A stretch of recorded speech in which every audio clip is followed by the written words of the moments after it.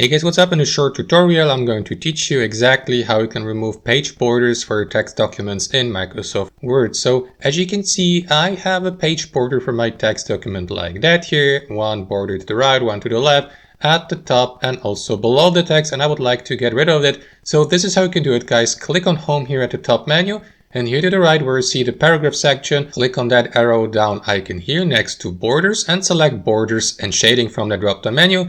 This is going to open up that window for you where you'll be given the opportunity to either add or to remove borders to your text document. For instance, guys, if you click on none here to the left, the page borders will disappear just like that. Alternately, you may add borders, for example, for your page, like for specific areas of your page, like the left, or page border to the right, at the top or at the bottom, just like that. But to get rid of these page borders, simply select none here in the top left corner, confirm by clicking on OK here, and that is going to remove these borders entirely. And that's it, guys. Thanks for watching and have a wonderful day.